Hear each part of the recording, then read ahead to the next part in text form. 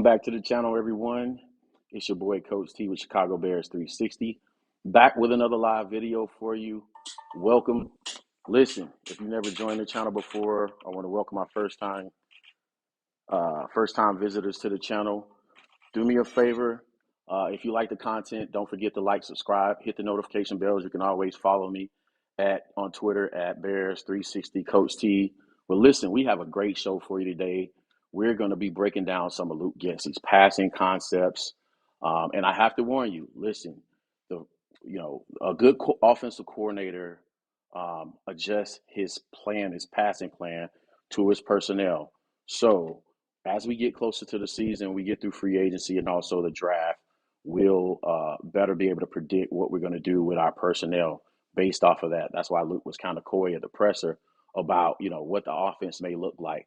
But I can guarantee you, as we get closer to the season, after free agency, after the draft, I'll be able to tell you or draft up a film that shows you different ideas and concepts that Luke can do with the personnel that we have.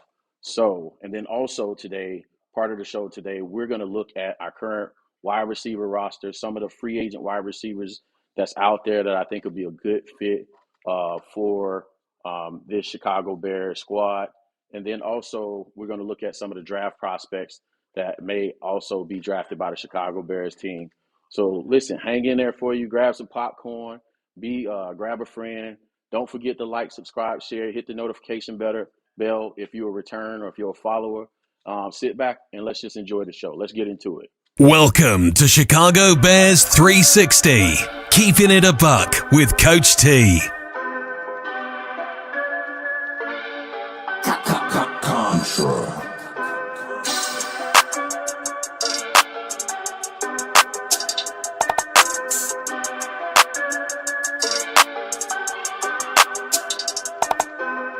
Life like chess, move to pieces, I roll in silence. On the road to them Benjis, I fill my teeth with diamonds. I'm high as fuck in the sky, you would've thought I'm pilot. I'm from Chicago, it get ugly, fill the streets with violence. Life like chess, move to pieces, I roll in silence.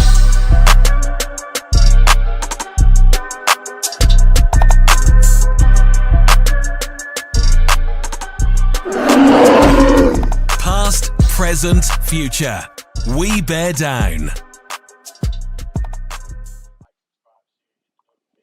All right, like I said, welcome back. It's your boy, Coach T with Chicago Bears 360. Full show for you today. Like I said, we're going to break down some of Luke Getsy's passing concepts.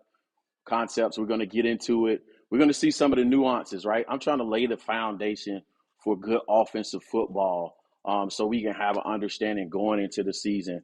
Remember, I always said I don't care about having the most followers or subscribers, but I care about having the most intelligent followers or fan base out there.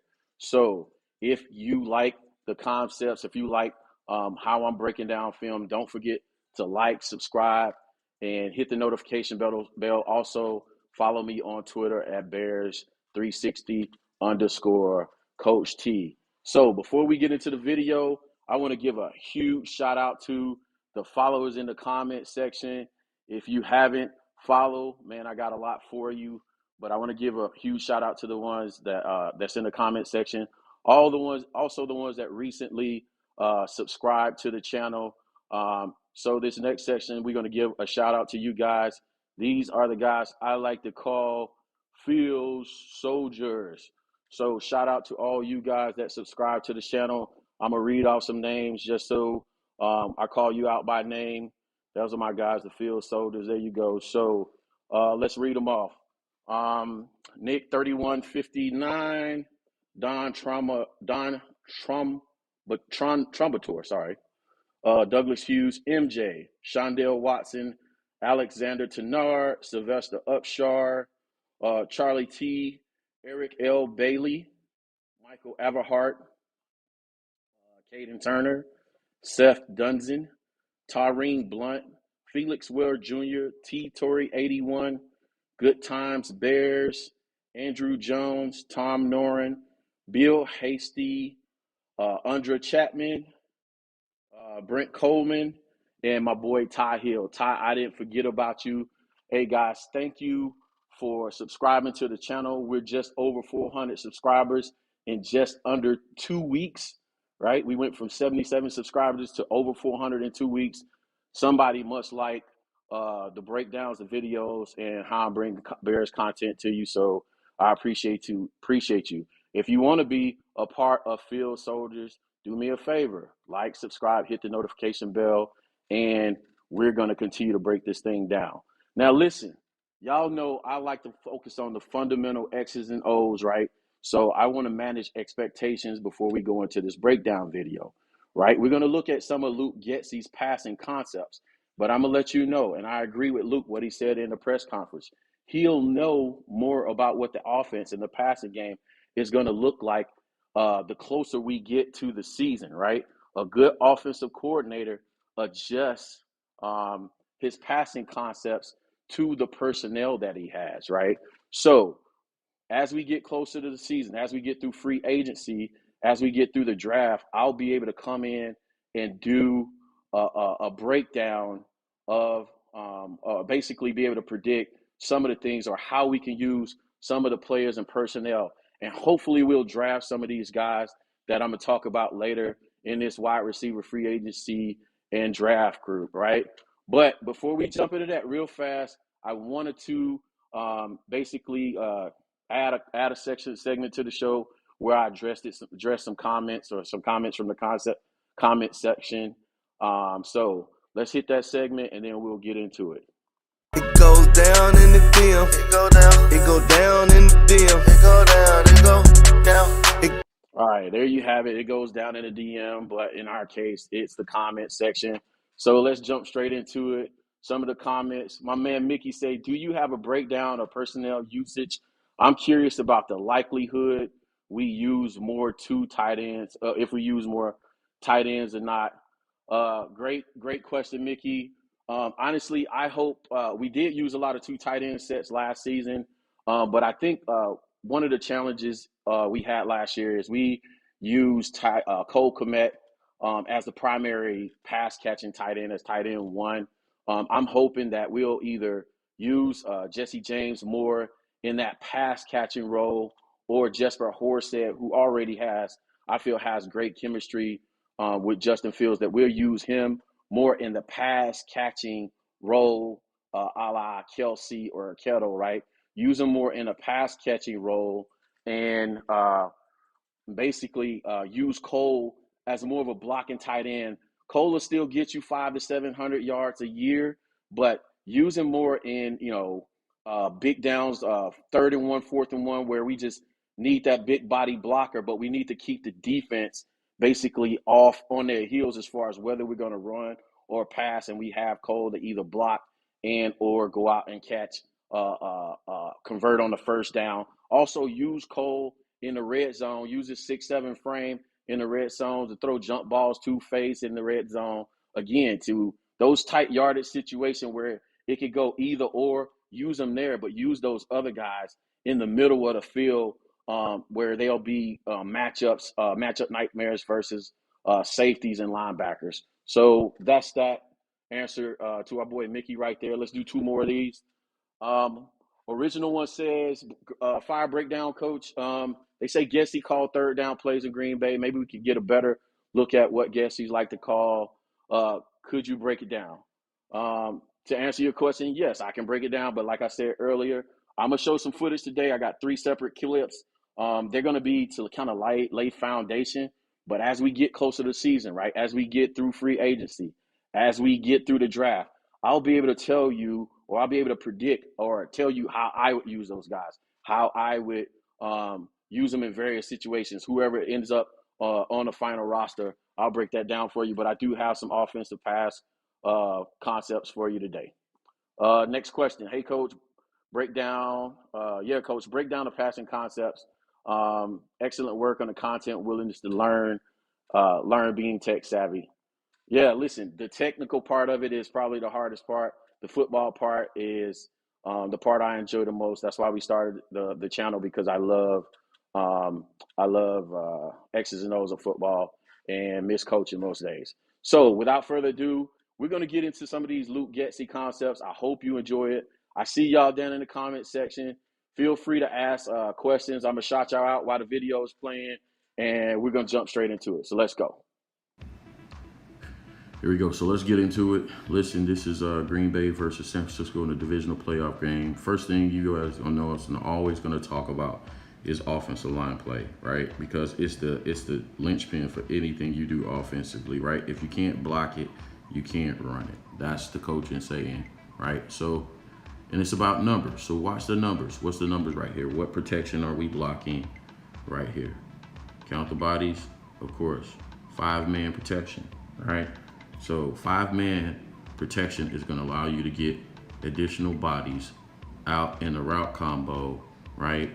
And that gives the defense that many more bodies they have to guard. You want to flood the defensive backfield, the secondary, with as many bodies as possible to occupy as many guys as possible to give yourself a numbers advantage, right? So we clear this up, right? 5-man protection allows us to flood the defensive backfield with numbers. Now, second thing I noticed that Getsy does here, right? Pre-snap motion. He's giving Aaron as much information as possible pre-snap. What does that do? If the defender trails, if a defender comes from this side of the line of scrimmage to that side of the line of scrimmage, they know they're in man coverage, right? The other indicator is if they pass this guy off like they do, meaning a safety comes up to guard him one-on-one, that's an indicator of man-to-man coverage. He's giving Aaron as much information prior to the snap as possible. Undo. All right, so 5-man protection on the jet motion. We have the safety come up to guard the guy one-on-one. What is the other indicator? If you watch any of my previous videos, you know I have this acronym I use to read coverages, right? SDL. If you see anybody else use that SDL, they copy in my videos, report them to me so I can give them the Drunk Uncle of the Week award. Anyway, so SDL, right? What does SDL mean? SDL is count the number of safeties. Single high safety. Let me undo that because I like to use yellow for defense. Single high safety. How do I know that's single high safety? Because count the number of bodies down here. That should be 10, right? Undo. So number of safeties, S stands for number of safeties. Depth and D and L are for the corners, right? So D is for leverage. D is for depth, corner depth, sorry about that, right? So how many number of yards are they off the line of scrimmage? 5 to 7, 7 to 10, right? Not really giving away anything, right? But the last thing is leverage. Leverage is how are they trying to influence the wide receiver, right? Are they trying to influence the wide receiver in? Undo. They try to influence the wide receiver. Undo again. Are they trying to influence the wide receiver in? Are they trying to influence the wide receiver out? Like, how are they angling themselves as defenders to influence the wide receiver? He's standing pretty flat right here, parallel to the line of scrimmage, right? He's pretty parallel to the line of scrimmage. This guy's so far off, you can't tell what his leverage is. So right now, this is telling me still cover 1 or cover 3, right? But if I had to take a guess, I would go with cover 1. But still, Aaron narrowing it down for the quarterback still helps him. He knows he's not in the even coverage, right? Cover 2 zone or anything like that. Cover 1. Again, if I had to take a guess right now, I'm thinking we're in cover 1 because this guy comes up on the swap out. That safety comes up. So that lets Aaron know pre-snap. If he has cover 1 or cover 3, an odd number coverage still, if he has a stud wide receiver out here like Devontae Adams, all he has to do is look this safety off. All he has to do is look this safety off, right? Look the safety off. So snap of the ball, Aaron brings his eyes to this side of the field, right? And then comes back and throws back to this side of the field because him looking that safety off moves him back away where he can help the corner over the top, right?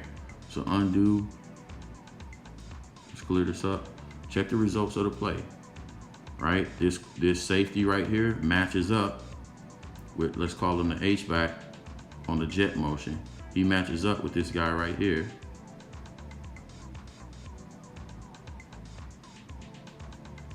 He matches up with him, right? So Aaron knows what he has, man coverage. So he comes out and hits Devontae on a deep post, right? To make it even better, Luke designs the play in a way where the tight end runs off and occupies a safety through the middle.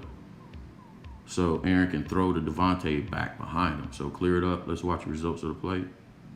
It's a great play design. It's play pass. It's a great combination, or wide receiver combination, right? So it helps to have, one of the best quarterbacks and wide receivers in the league and them being on the same sheet of music. Imagine the number of reps. Imagine the film work that you have to do to get this done. But again, none of this can get done if these guys right here aren't holding up in 5-man protection, right? I emphasize that. Watch the distance of this route because you have guys that can hold up in 5-man protection. He's breaking at 10 yards. He's breaking at 10 yards. And so to the point to my other videos, right? Even the best teams at 5-man protection understand the distance a wide receiver can get downfield before the ball has to be out. 10 yards. This is one of the best quarterbacks and wide receiver combos in the NFL. And 5-man protection only gives them 10 yards at best. It's critical. It's critical.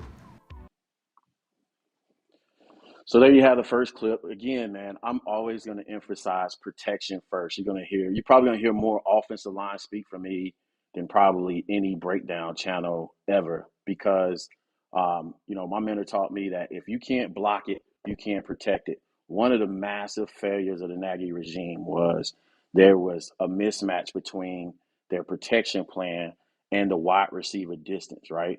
So it's great that you, like I said in my previous video, it's great if you can block 5-man protection, but if you don't, you have to have a protection plan. You have to keep running backs in, tight ends in to chip, so wide receivers can get further down the field. And then, with Luke Getsy right there, yes, he has one of the best quarterback wide receiver combinations there. But again, you have to still cover the fundamentals, right? The snap count, right? One of the things that Justin did better towards the end of the season was playing with the snap count. He had so much to learn throughout the season, right? But those nuances, right? So playing with the snap count, what does that do for you?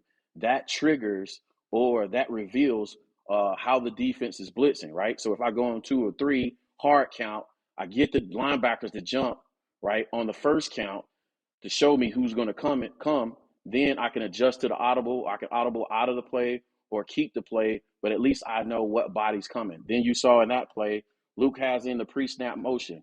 One of the things I call for from the Nagy regime all the time, going back 2 seasons, was lining up in a play and just giving the defense a look of the play without having a pre-snap motion to help your quarterback out to unveil the coverage. So wide receiver comes in the jet motion. What does that do? It reveals the secondary coverage, right? So if a man goes and trails, then you're in man coverage. Also, if the safeties swap off, right? So the safety will pass off, that's man coverage. Give him Justin all those pre-snap indicators is going to help him out. So snap count, motion, right? Those things like that. And then just well-designed plays, which that one is. So in that case, right, you saw they went single high safety, man coverage, then automatically it takes the guesswork out for Aaron. Aaron says, I got man coverage versus the best wide receiver in the NFL. It's not even a read at that point. It's just looking off the safety, coming back to the best wide receiver in the league and hitting them. Those are ways the offensive coordinator can set his team up for success. and you see Luke does it there. I think Luke and Luke probably learned as much from Aaron as Aaron did him. Let's get into this next clip, the breakdown, and let's see what I have for you. Let's go. So in this play, Luke Getsy gives you a little bit of RPO action. Again, I want to say this for emphasis. The RPO is a countermeasure, right, to having a successful zone run game, right? So if I were to set this play up, right, I would have called this play a number of times previous, but I would have set this up by running inside outside zone here, right? So I'm just giving the ball here. Of course, Aaron's not going to run a true zone read, right? A true zone read would be, hey, yeah, you have, offensive line stepping strong side zone, the running back leading up behind that offensive line, and the quarterback, in this case, Aaron Rodgers, reading this guy right here, right? Let me undo that. I like to do defense in yellow. The quarterback reading this guy right here to determine if he's going to give or keep, right? If this guy crashes down, then he would keep and get to the outside. Now, that's an option we have with Justin Fields, especially in the red zone, right? Especially in the red zone. So you set this play up. Let me undo it again and draw that up again for emphasis, right? You set this up by running strong side zone, right? So offensive line blocking down and reading this guy. Running back, let's see, running back motion first. Running back goes behind the offensive line to the strong side. Quarterback reads this guy. And notice I called it zone read and not read option. Pet peeve of mine, coaching wise, right? Read option is redundant. Zone read describes the blocking. I'm always going to emphasize the blocking first on any offensive play.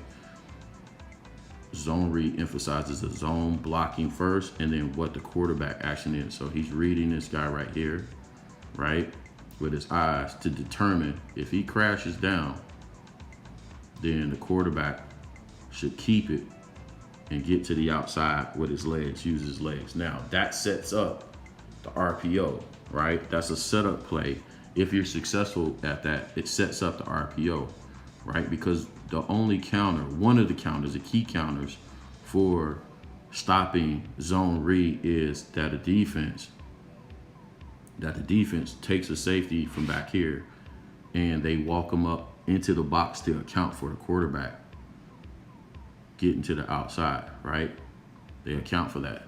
Now, that true zone read is a great play for Luke Getsy to call in the red zone for Justin Fields, because it allows, numbers-wise, for us to gain an advantage, right, in the red zone. And the reason why I say run that in the red zone, because you don't want to be running this play in the middle of the field unless it's 3rd and 1 or 4th and 1, a critical down, right? You just don't want to be running your quarterback, your star quarterback, and, too many times during the play, you get them hurt, risk the season. So critical situations, red zone, critical situations, 3rd and 1, 4th and 1, something like that. You add the quarterback to the numbers count so to get you an advantage, right?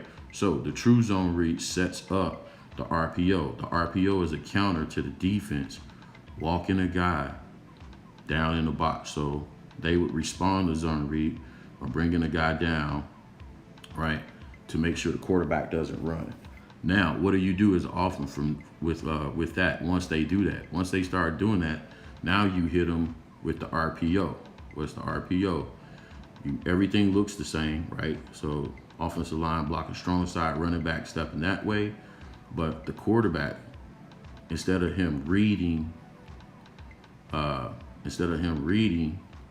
to run, he reads the pass, right? So especially versus cover 3, you get your guy here and what they call a flag concept, you get him to run that guy off, and the flag is get your wide receiver out to the flat. So quarterback reads to see what happens with this defensive end here. He crashes. If that safety moves, if he was down in the box, he moves inside, then you just hit your wide receiver here out in the flat, right? That's RPO off of zone read. So let's see how they run it here. Boom. Hit your man off in the flat. Now you got your wide receiver blocking. Get out, let him get some yak, all right? That's how you set up the RPO. So you start with zone read. And it would actually be a give, right? You set that up. So that would have been an inside zone. You give, right? They move the safety up. Now you come back with an RPO. And there you have it, folks. Listen, that's just a good way and a good example of how Luke Getsy sets up plays. So that was an example of using the inside-outside zone to set up the RPO. I'm not sure, if it registers, but one of the things I look for in a game is to see, how plays are being countered, right? So, defense is going to make adjustments to what you're doing. So case of inside-outside zone, right? Say you're gashing them with strong side, inside zone or whatever, right? The defense shades the numbers to the strength, right? To stop the play. Once they stop the play, does your offensive coordinator have a library of plays to counter both in game and throughout the season? The other thing a good offensive coordinator is going to do, right, is he's going to self-scout, right? He's going to have plays. He's going to add plays to the playbook every week that have subtle nuances. There might be a different motion, a different formation. It may be the same play, but he's going to give a different look to the same play to stay ahead of the future opponents, defensive coordinators, right? So, they're watching film, right? So they're getting the film week after week, and they're going to scout what you're doing. A good offensive coordinator has to stay 10 steps ahead. So do you have in-game countermeasures or adjustments, right, in-game to the opponent's defense, right, defensive coordinator? Do you have his number? And then do you have the other defensive coordinator's number? Are you staying ahead? Are you adding to the offense, or are you getting complacent and just running the same plays week after week? And, just getting people, giving them the same looks. That's how defenses catch up with offensive coordinators. That's what happened to that's what I believe happened to your boy in Carolina, the young offensive coordinator out of LSU. I just believe those college offensive coordinators, the NFL game moves so fast week to week that the coordinators catch up with the OCs. And if you don't have a deep library, you're going to go through struggling periods and throughout the season. That's what I believe happened to Coach Nagy in 2018. When we were winning, even I was saying this dude's library, it's great that we're winning, but this dude's adjustments, his library is not that deep. He had a very shallow understanding, in my opinion, of Andy Reid's playbook or Andy Reid's concepts. That's why he was only able to be successful 1 year. Then also, he was only able to coach given the ideal personnel for Andy Reid offense. But let me get off the soapbox. Let's jump into the last clip, and we're going to start talking wide receivers. So let's go. All right, so you guys don't know how painful it is for me to do Green Bay footage, right? But because the offensive coordinator, Luke Getsy, comes from Green Bay, I have nothing else to evaluate him by. But here's a staple of split zone, a countermeasure to split zone. So similar to the RPO, right? All these plays got to be set up. And I'll give Luke credit. This is what we really should be evaluating, right? Does Luke have counters? Does he have answers? What's in his library? When I mean by library, I mean library of answers and counters to defensive adjustments, right? So, right, here would be a normal split zone play, right? Normally, we set this up with split zone. Again, offensive line blocking zone, and, they would give inside, outside zone here, right? Running back chooses his gap, gets up in there and gets busy, right? So if you're gouging the defense with that play, inside split zone, and it's split because you, similar to a McVay system, you have this guy coming on a jet motion, right? And cracking back or giving a cutback lane off the crack back. So clear this up. This would normally be a give. You see them blocking zone, right? Offensive line blocking zone, right? But not really, right? The split is your H-back coming off the backside, and they would give, defense will make an adjustment. The defense will start to move bodies. They'll start to move safeties up in the box. One safety up in the box to respond to that give, right? Because if you gouge them, they got to add bodies to the box to stop you, right? So now you come back with the answer, the response to that give, gouging, right? Is the play action, boot action off of the split zone. And you guys seen this play before. We've run it before, right? But the key indicator here is, and key thing takeaways here does Luke have answers? Does he have counters or countermeasures in his playbook to be able to get this? And I enjoy showing this play because this is a Green Bay turnover, and y'all know how we feel about them. I won't use no cuss words in this breakdown.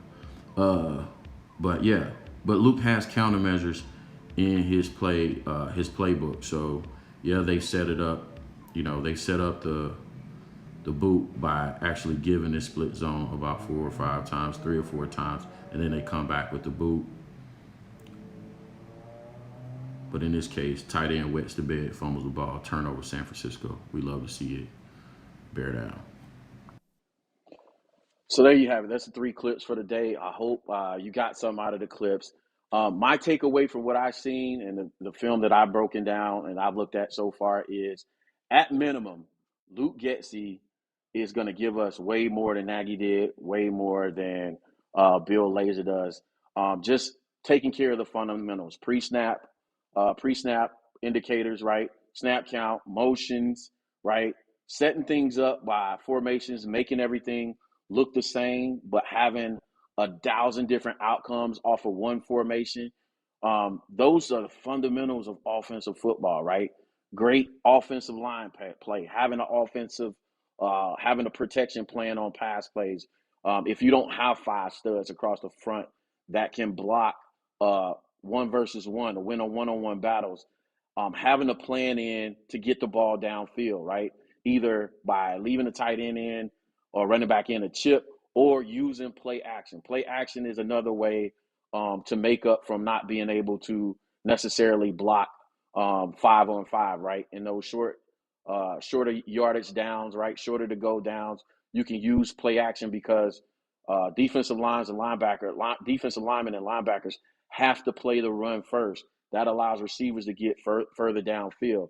So at a minimum, the takeaway there is, I believe Luke has it in his library, at least the fundamentals, but I believe he's doing the right thing from an offensive coordinator standpoint of working with Justin for now. But when he gets his personnel, start designing plays that fit the personnel, not just Justin, but Justin, the wide receivers that we draft, the running backs that we have, the tight ends we have.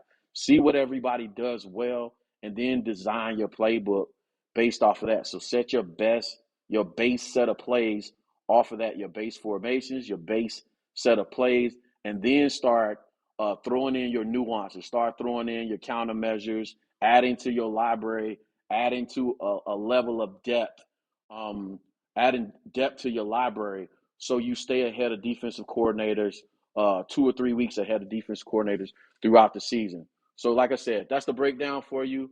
Do me a favor. Like I said, if you like the breakdowns, like, subscribe, hit the notification bell.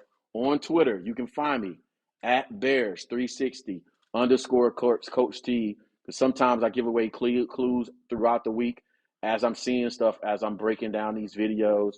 I have conversations on Twitter and address some of the things that I'm seeing because I can't wait to get to the next video. So that's that. Next, we're going to take a look at some of these, so our current roster, what we have on the roster, what I feel about what we have on our wide receiver roster, and some of the free agents that I think that'll be a good fit or not be a great fit for the Bears offense, but that may be available. Then also some of the draft prospects that's coming out in this year's draft. So if we take a look real fast, the current roster, we have Darnell Mooney at the quote-unquote wide receiver 1 position, Allen Robinson and Damiere Byrd backing them up, Marquise Goodwin, Jakeem Grant, Daz Newsome, December Webster, and Isaiah Coulter. Um, Listen, I think we have a 1B in Darnell Mooney.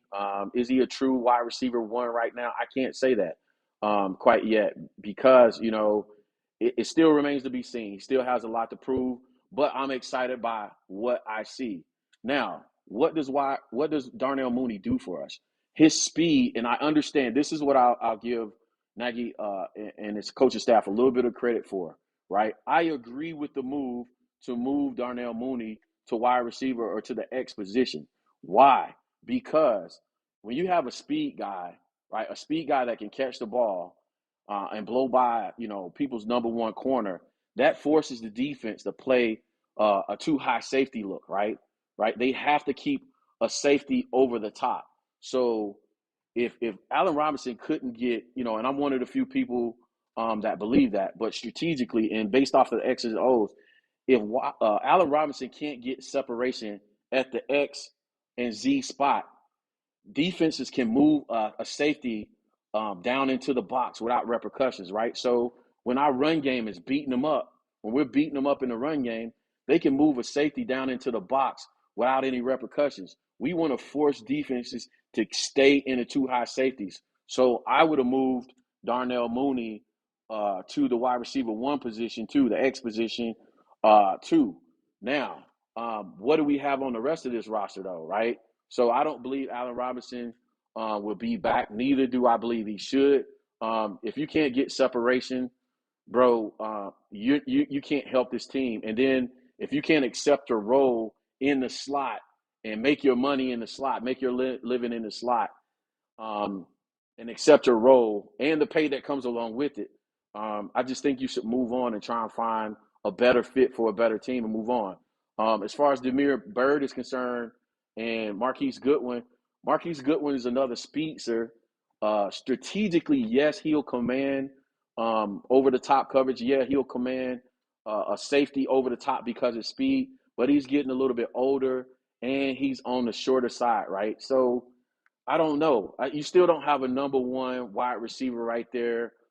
In my opinion, I believe it doesn't hurt to go out and get another big body at wide receiver or another playmaker at wide receiver in free agency that can help keep the top on coverages, basically keep defenses in too high coverages, right? So it'll open up the run game. Remember, football is a number game. So if you have two back, you have your corners out there. That's four. You have a 7-man box. You know what I'm saying? With David Montgomery and a good offensive line, I'll bet my money that we'll be able to move the ball through the run game. And that's the strategic part of football. So we have to have the right personnel. So let's take a look at some of these guys in free agency that I believe may be a good fit. I'm trying to do the show, so I try to follow along as much as possible. Yeah, route running. I'll answer. I'll address this comment. Route running does not supersede speed, right? If a safety doesn't fear your speed, fear you going over the top, then they can move bodies in the box, right? It's a numbers game, right? You know what I'm saying? It's just football 101. You know what I'm saying? It's a numbers game. So I'll give you the underneath stuff. But if I don't fear you going over the top, then I'm gonna move a safety in the box. I'm gonna stop your run. Then I'm taking away the deep pass game. And then what? You're gonna nickel and dime us to death. Anyway, let's get to these free agents and if they, see if they fit or how they fit for the Bears coming up next season, and we'll get into it. So, our first free agents, you take that off the screen.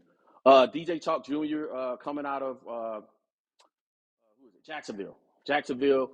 Listen, man, I think for the money, DJ Chalk would be an excellent pickup. He would be a good complement to Darnell Mooney on the other side, right? On the other side of the XYZ position, right? And with his speed, the fact that he's tall, 6'3", 6'4", 4'3" speed, that's what I'm talking about. And a good route runner, great hands. He's physical. He plays intense. He plays tough. He'll give you that yak after. And again, he's going to command 2 high safety looks. It's a strategic game. You have to open up the box for the run game.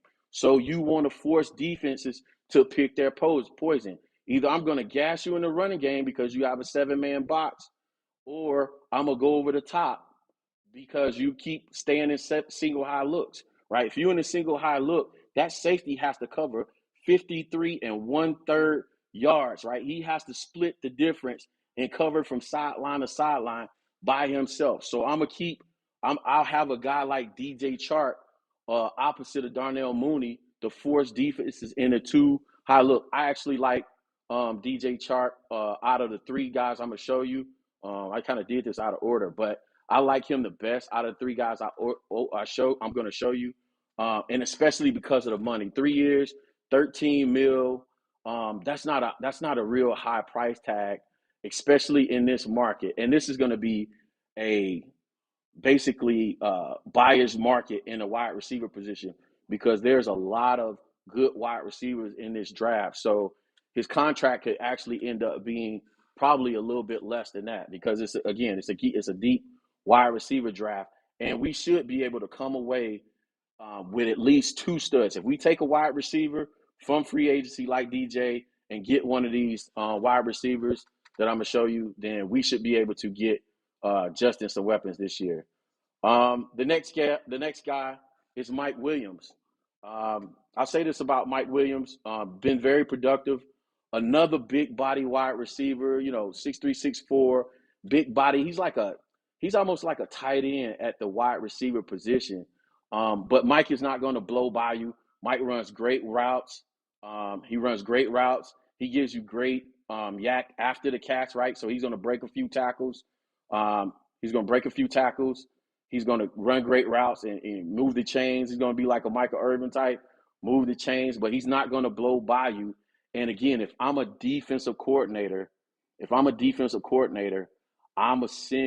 say, hey, I can play single high safety, right? I have my safety shade over to Darnell Mooney's side to keep them honest and keep everything in front of me.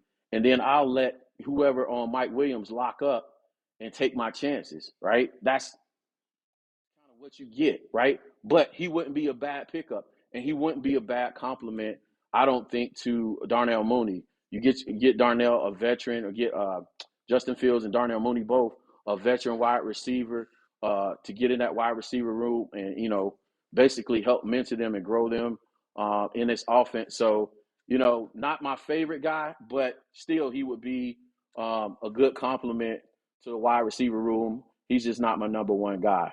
And then next we have Christian Kirk. Now you see the right up here. Kirk lined up 79% of his snaps in the slot, and I think this is one of the positions that at the Z wide receiver position, right? Kirk could go over the top. Kirk is like he plays like a running back at the wide receiver position, right? Because he can do it all. Has the speed to get past you. He has good hands. He runs great routes, right? He can line up in the slot. He's stout enough in his build to take hits over the middle, right? So you can put him at a Z spot, or you can put him in the slot, right? If you put him in the slot, you can put him on jet sweep motions and give him the jet sweeps, right? You can motion him to the backfield and do things with him out of the backfields to create mismatches out of your base personnel looks, right? Where you get Kirk matched up with a linebacker or a safety where he can get those easy wins, different nuances like that. So again, I wouldn't mind if the Bears brought Christian Kirk in. It's just a matter of how Luke would use him. I would use him similar to, if it was me, I would use him similar to how San Francisco uses Deebo Samuel, right? Speed guy, big stout guy, so he can take the beating across the middle. He can run the ball on the jet sweeps like a running back. He can run out of backfield, and he can line up the YZ position and give you, basically a solid guy at that position. Let me know what y'all like, what you think about those guys in that group of free agents.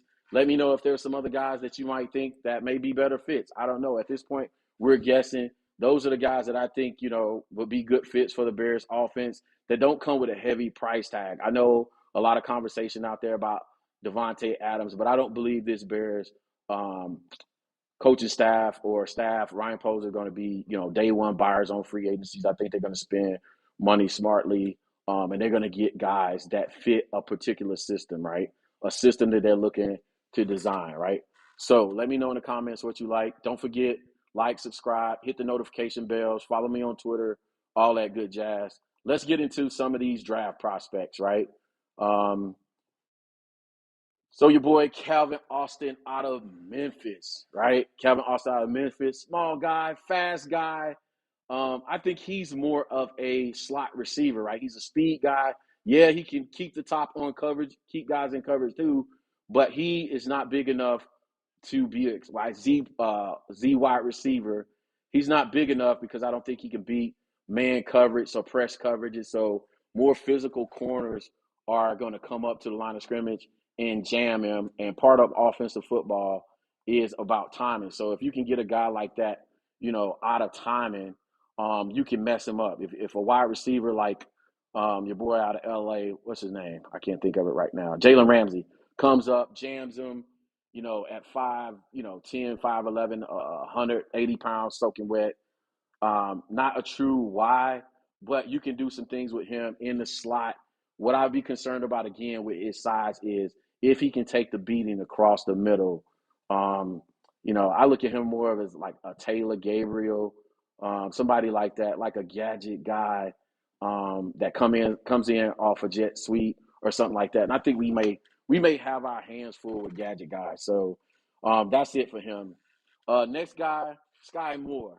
Skye Moore out of Western Michigan. Listen, I am really impressed with this guy, man. I am really impressed with the footage on this guy, man. Listen, Skye Moore, if we can get Skye Moore is the way he plays reminds me of a Steve Smith. He's a running back at the wide receiver position, right?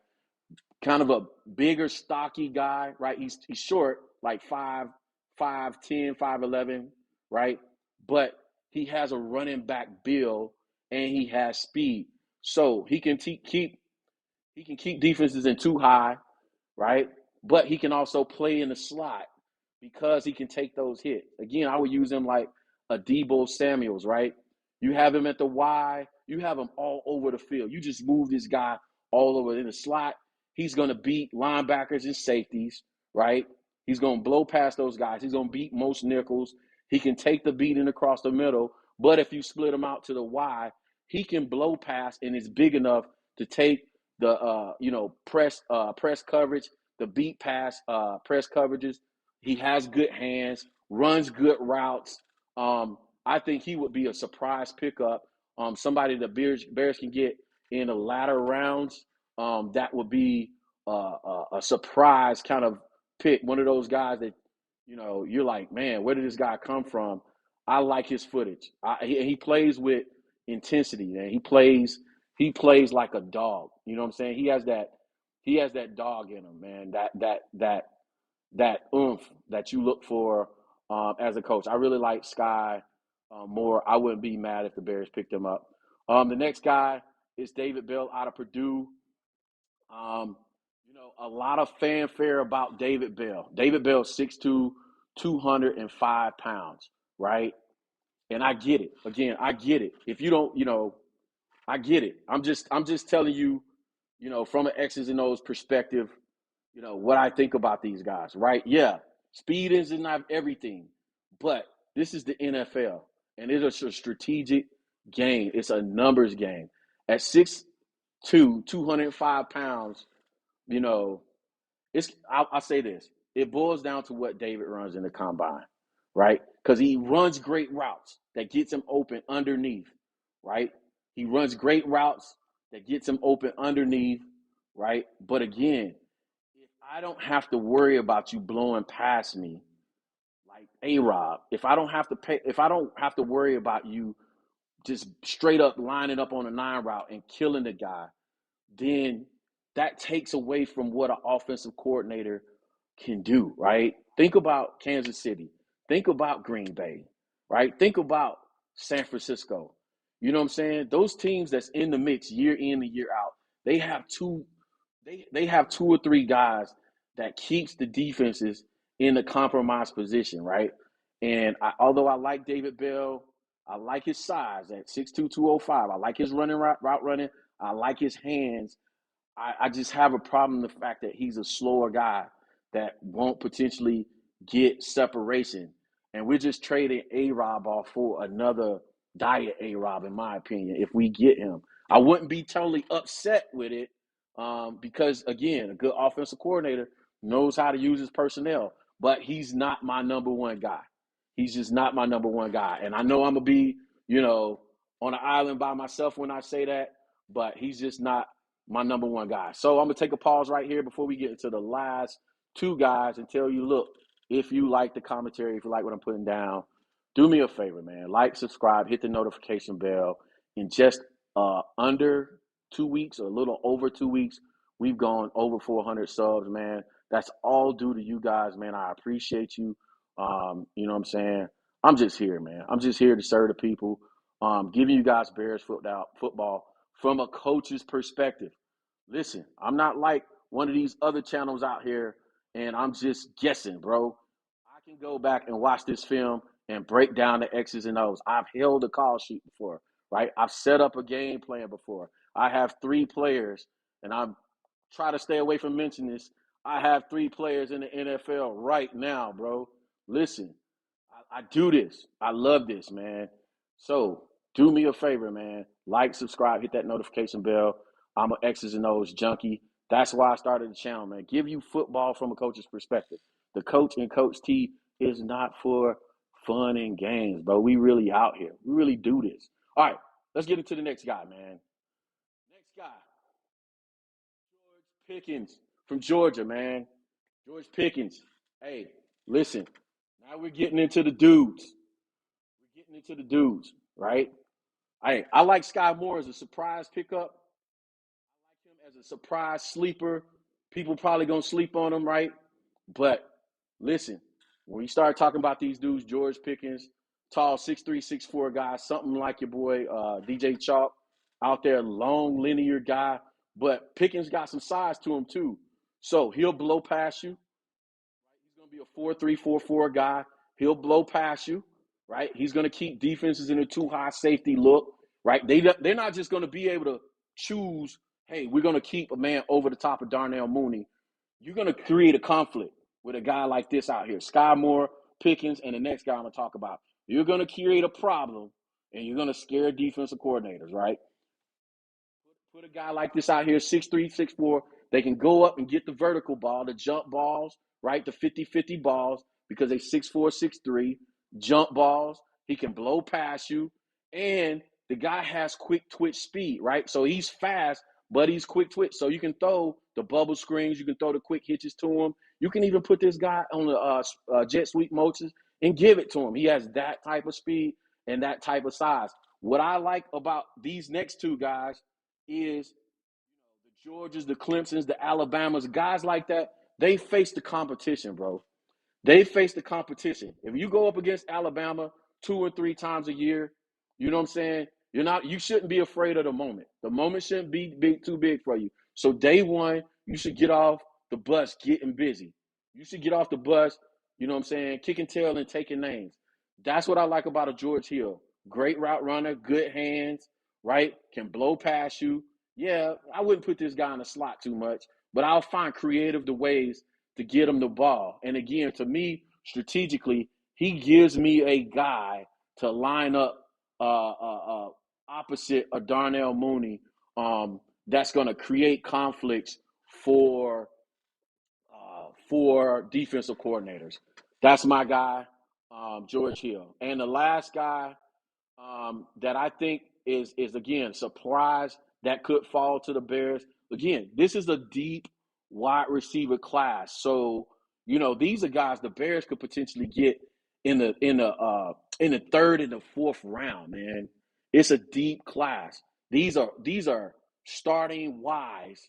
If you're gonna put Darnell Mooney at the X, these are starting Ys, are guys that could come in and challenge Darnell Mooney that you could potentially get in the third. And some of these guys, the lesser name guys might slip to the fourth round.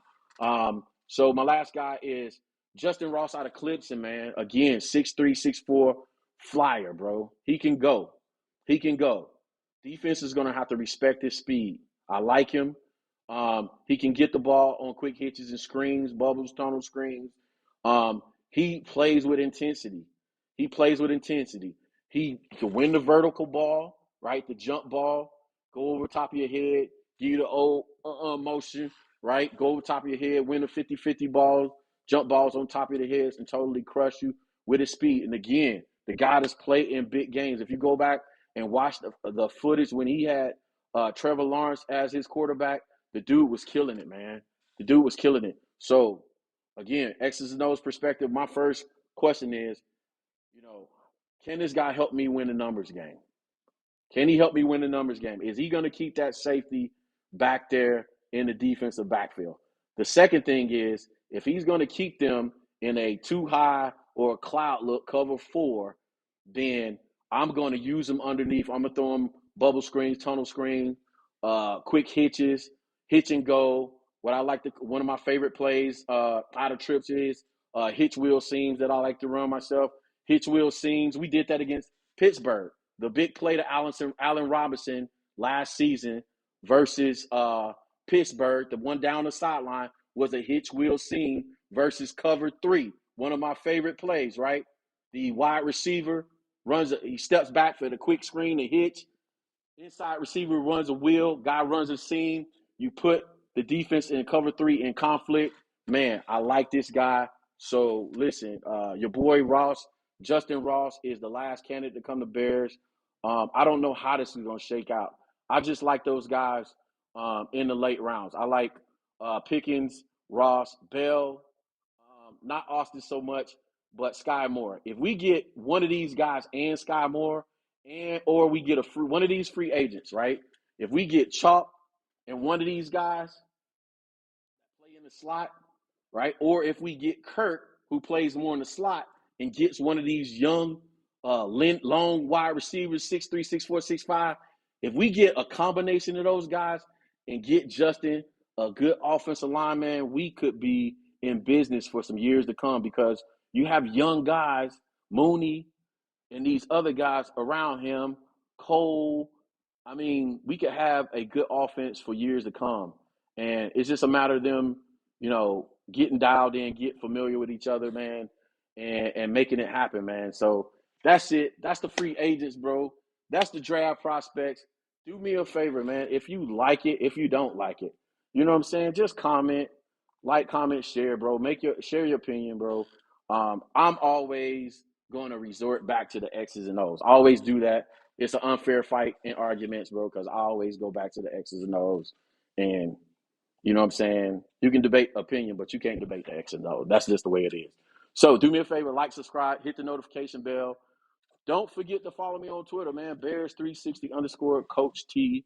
Listen, I'm having fun with this, bro. This keeps me connected to football because I'm not on the sidelines anymore. That's by choice for the most part. This is a little bit more fun, man. And I'm so busy with my day-to-day businesses, running my business. So there you have it. Like I said, hit the like, subscribe, and notification bell. All right, next segment. One of my favorite segments.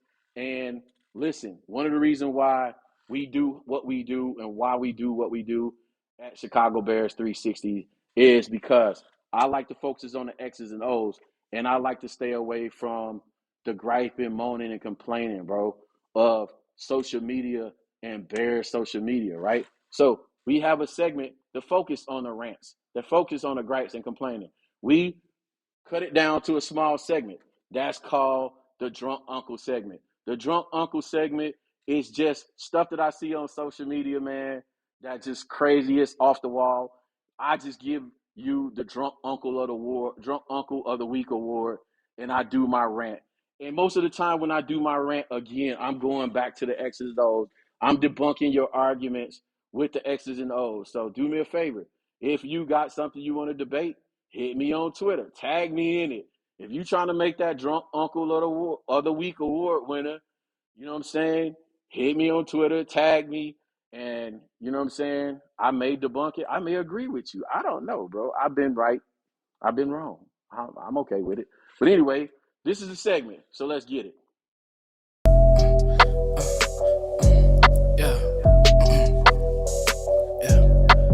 Anything is possible, got feelings in my cup. I see everything in double, got 2 blunts, I'm rolling up. I've been walking in a circle, no expression, now I'm stuck. 34 decline, cough like Giannis chasing bucks. Anything is possible, got feelings in my cup. I see everything in.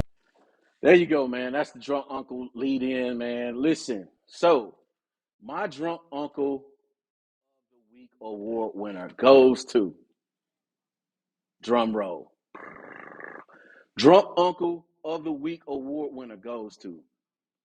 Listen, man, I haven't been doing this long, right? This is like really week 2.5 of me really committing to this. So my drunk uncle of the week award goes to, and you know who you are, bro. If I see you, and I just started, if I see you on social media, bro, and you posting videos off of my ideas, come on, bro. I don't, listen, they say flattery is the greatest form of, what does it say? Imitation is the greatest form of flattery, right? I don't even care. What I care about it is, and I'm laughing, y'all see I'm laughing about this, so I got a sense of humor about it. I'm not really mad. But listen, just get the X's and O's right, bro. I don't even care about copying the idea. Just get the X's and O's right, right? Just get the X's and O's right. Get the breakdowns right. You know what I'm saying? Here's the thing about it, right? I'm such a gamesman for football, X's and O's, right? If I disagree with somebody on the X's and O's, what do I lose about it? What did I lose out of it? As a coach, if you show me something in X's and O's I didn't see, right? A concept, right? Or something that I'm wrong about, guess what happens? I become a better coach. I add that to my library. So the strategic part about the game and debating about the strategic part about the game, I don't mind so much, right? It's when we get down to opinions, right? And you know, I like philosophical debate. You know what I'm saying? I went to college. You know what I'm saying? I did very, very well in philosophy. What is that? 202, right? When you get into the art of, you know, the art of debate, right? I know how to establish a conclusion and support that conclusion with 3 good premises, right? I know how to debate in the technical form. I'm all for that. But listen, man, listen, just get the X's and O's right. You know what I'm saying? Just get the X's and O's right. And listen, like I said, if you know what I'm saying? If you want to tag me in something on Twitter and that we can debate about, you know, I debate you on Twitter, the X's and O's in Twitter, just follow me. Twitter, Bears360 _ Coach T. But I'm saying, bro, let's get, if you're going to copy my ideas, bro, let's just get the X's and O's right. That's all I'm saying. Listen, so I watch this. I'm so classy. I don't even call the guy's name out, right? That did it. I'm just gonna put it like that, bro. But it's all good and fun, man. I'm growing the Chicago Bears 360 YouTube account, man. This has been fun. It's been a labor of love, bro. This is a passion project, so it's not that serious. I just needed to have somebody to get an award to this week, so it's all good, man. That's it, man. That's it for the segment. That's it for the show. Listen, man, shout out to you guys in the comments. Thanks for joining, bro. This is the largest group. This is the largest turnout of people in the comments I had so far, man. And that's all due to you guys, bro. This is your show. I just spit right there. I just spit. I was so happy I spit. Listen, this is all due to you. So thanks for joining the show, man. Listen, this is Saturday. We're going to be back Wednesday around the same time. New video. I don't know what I'm doing yet. I think I'm going to do the tight ends and fullbacks, right?